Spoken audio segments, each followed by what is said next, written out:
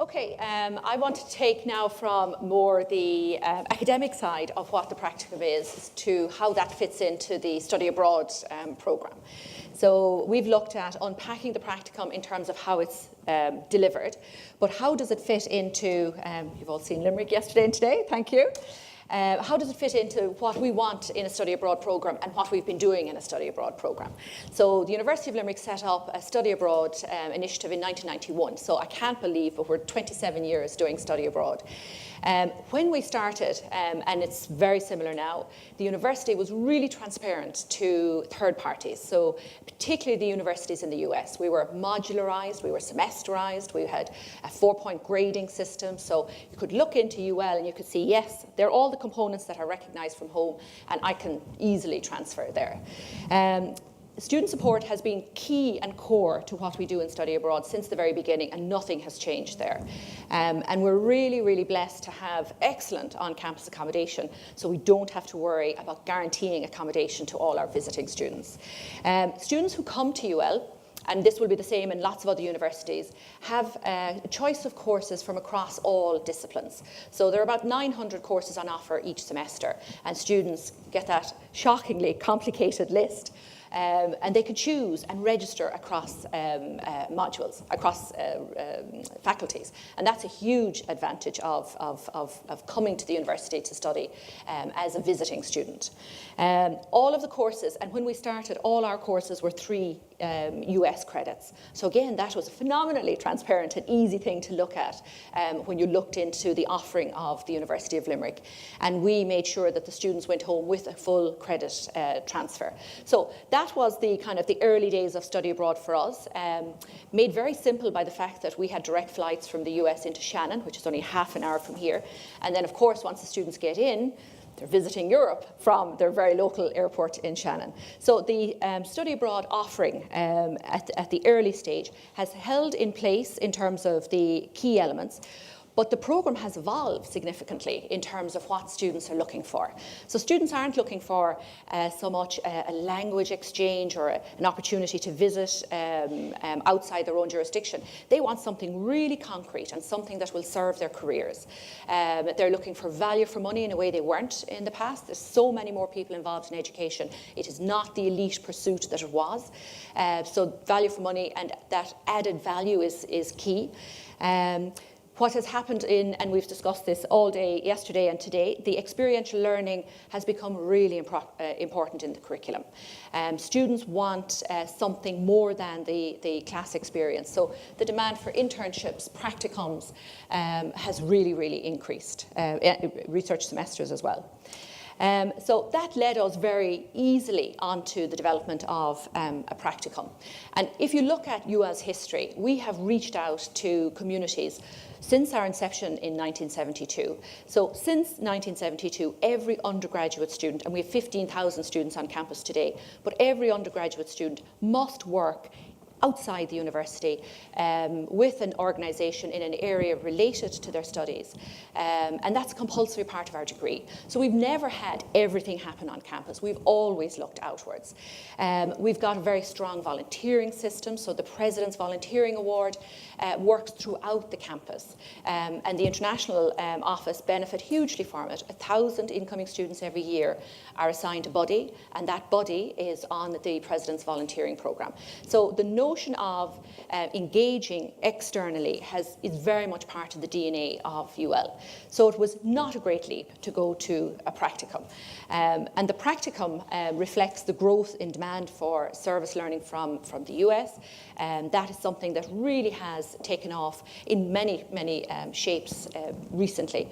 The notion that a student comes for a cultural immersion, they're going to get that when they come into the classroom and are in a campus environment, but they're going to get that on the double or triple as soon as they walk into a community environment. So that the response to the global immersion and to preparing a student for as a global citizen or for their global world is really enhanced through working in the community.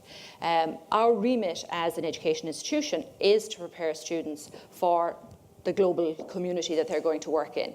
And that is phenomenally deepened by the fact that they're working in a multicultural community.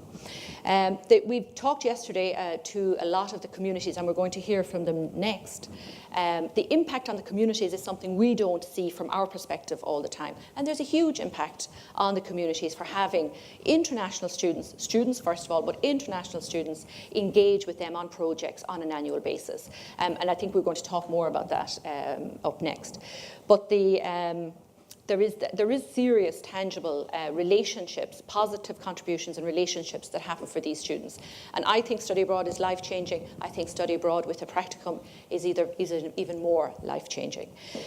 Civic engagement isn't just about social sciences. So Maura talked about it in her presentation. It covers everybody. So it's something that can be offered to everybody. And what we're doing is a response to the demand from our partners and from students. But it couldn't happen unless what Kate has described in the national context was implemented on the local level by a very small team of Bernie, Maura and Tracy. And they have made the practicum feasible for study abroad. And without that work, and phenomenal work, we just couldn't do it. So I'm hoping that that will increase and your resources will increase so that we can continue to grow and make even more impactful the practicum. But when we've got the practicum, what's really important from the study abroad scenario is that practicum is clear and that the credit will transfer home. So when you're talking about a practicum, it's more complicated. You're talking about a maths module, you can see exactly what that looks like, what the learning outcomes are, and you can make sure from the home institution that there is something that is equivalent and that the credit will transfer. The practicum is not as easily described. So we are very lucky in that Bernie and Maura can do that and can make it as easy to understand for our partners as possible. But it is an added complication in how the practicum is operated. So we have to ensure that students receive information about the practicum in advance, and often that's a year and a half in advance. So again, that's not something that's very straightforward for communities that are continually evolving and are coming up with projects in the short term. We need to be able to tell our partners abroad in the US what's going to happen a year and a half, 2 years down the road. We have to ensure that the students coming can get the credit transferred. And we've had about 35 students on the practicum each semester to date. And most of those students are finding out about the practicum when they come here. So we're only at the early stages of promoting the practicum at an early stage. But so when they come here, then they start a negotiation with their home institutions. Then they start to say, okay, what can I bring this back as? And everybody has been able to transfer credit back, and they've done it in a variety of ways. So general credit is probably the most, elective credit and general credit is probably the most common. But with good negotiation and good discussion in advance of arrival, major specific credit transfer is also very feasible. So getting that piece of the picture to work well is something that is worked on with Catherine and myself in the international office. Looking at it from the American side, Eric is able to talk to us about the practicum from the US and particularly from the University of Minnesota side. So I'm going to hand over to Eric to see what it looks like when it comes across the Atlantic. Are you leaving me? All right, so good morning, everyone.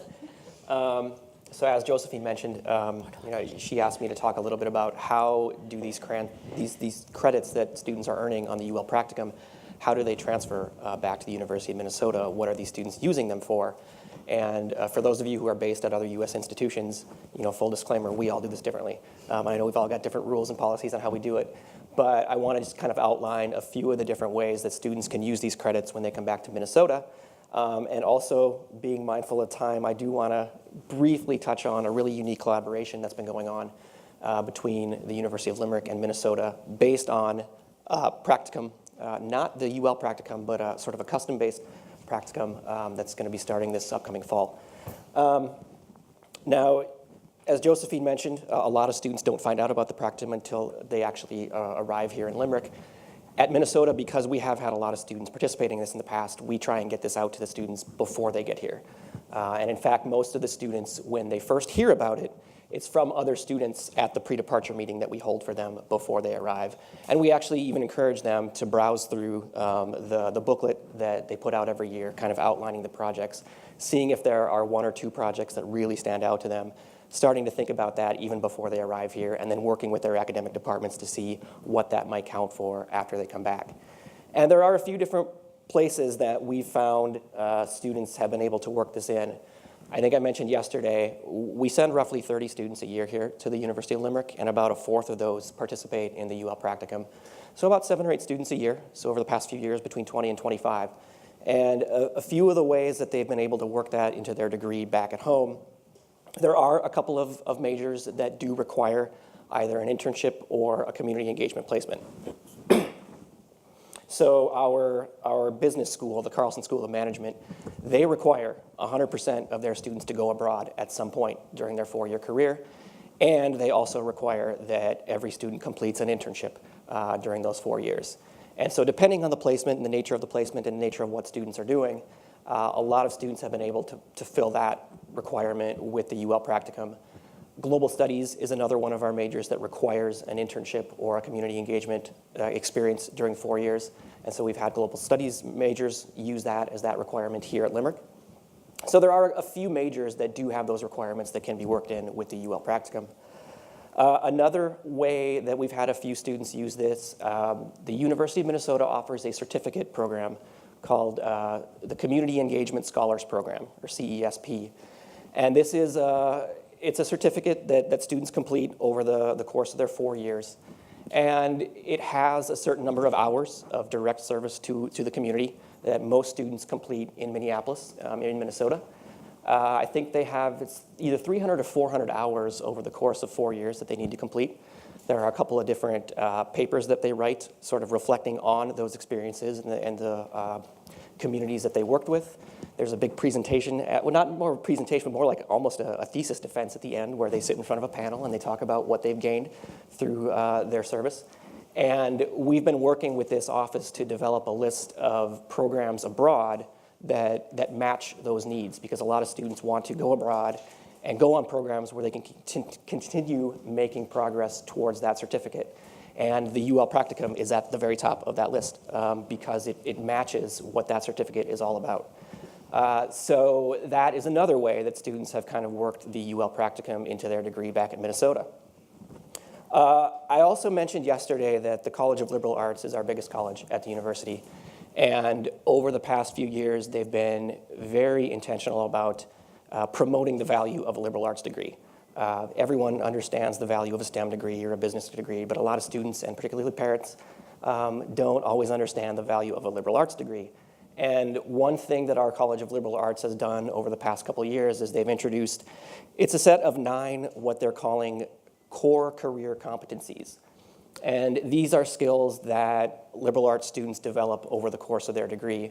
And again, it's another certificate program. Students love certificates. And the idea is that whether it's through classes that they take or experiences outside the classroom, like community engagement, that they develop these skills, and they need to show that they've hit all 9 of these skills 2 or 3 times over. I think it's 3 times over, so 27 in total. But some of those career competencies are teamwork and leadership, active citizenship and community engagement, engaging diversity, ethical reasoning and decision-making, applied problem solving. And so these are all things that they're doing in their practicum placements. And so a student can come back and they write up a short paper that talks to how their practicum experience related to 2 or 3 of these competencies. And so they check some of those boxes. So for a lot of our liberal arts students who are just now starting this certificate, because it's new, it's in its 2nd year, this is another way that students can bring that credit or the experience back to Minnesota. And then lastly, the University of Minnesota is and has always been a research institution. I mean, the slogan right there, driven to discover, trademark. We are a research institution, and it's typically always been graduate level, PhD level, and above research. But over the past 10 or 12 years, there's been more of a focus on undergraduate research as well. And about 10 or 12 years ago, there was a scholarship set up called the Undergraduate Research Opportunities Program, or UROP. And that was, it's a scholarship that's set up to give students money to participate in undergraduate research at home in Minnesota. And about 5 years ago, that was expanded to the AIEA, the International Undergraduate Research Opportunities Program. And so that's a scholarship that's set up to give students funding to complete research projects abroad. And the requirements are pretty strict. Limerick is one of only 4 partner institutions in the entire world where it meets all those requirements, but it is a site where students can come, participate in the practicum, also participate in a research project on top of that or as part of the practicum, and receive funding from the University of Minnesota.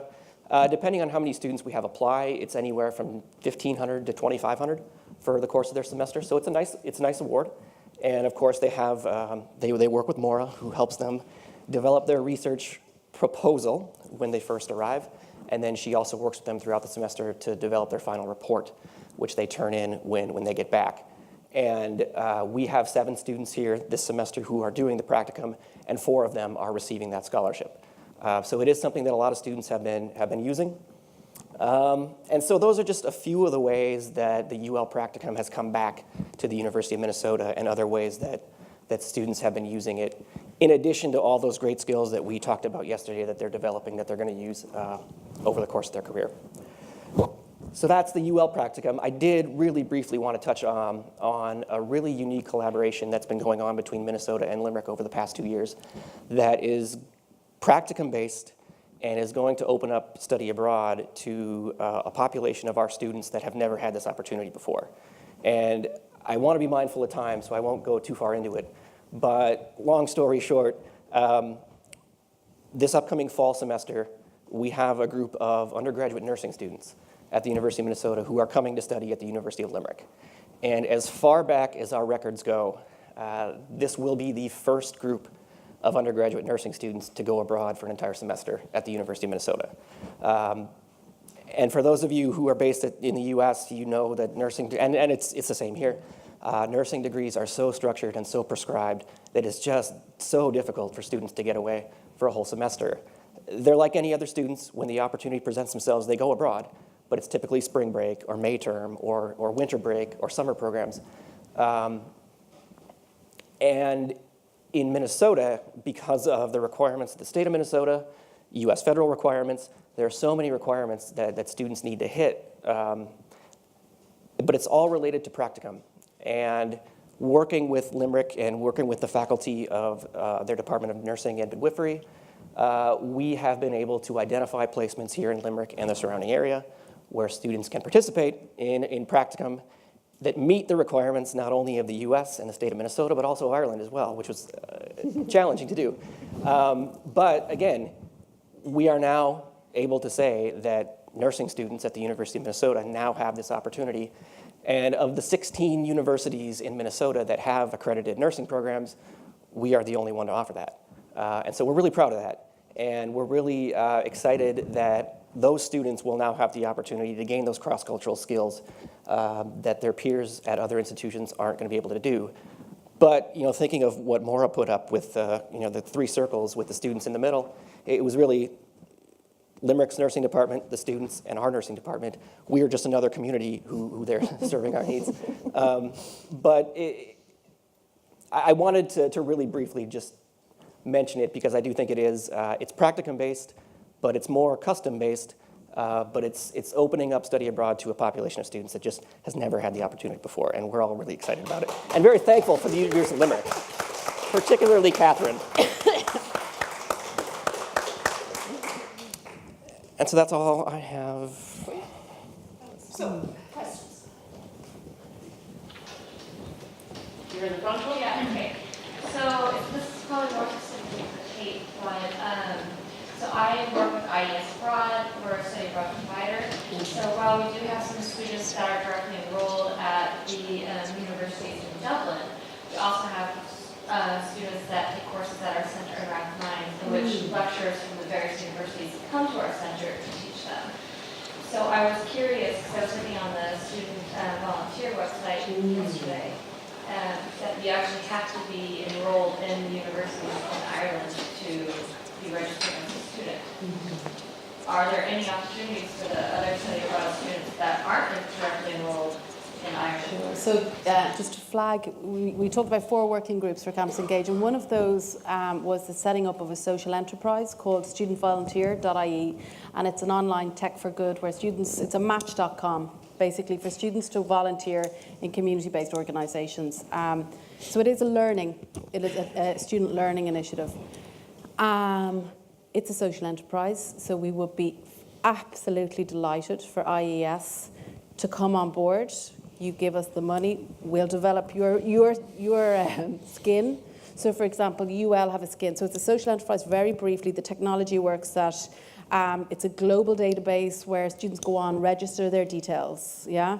CSOs go on, register their details, and they talk about a volunteering opportunity. And then students go in and examine various opportunities and sign up. But you need to be a student in a university or any educational provider to do that, okay? So how the social enterprise works, you contact us, you say, we want to be an institution that buys into this technology. We say, fabulous, we're all behind it. We have a kind of a memorandum of understanding and a change of yo-yos, and we go off to the website developer, and they develop your skin, okay, branded, and then you're in, and then you can access it. But it is, again, it's a social enterprise. That's how it operates. We're looking to, it's all universities have signed up to it.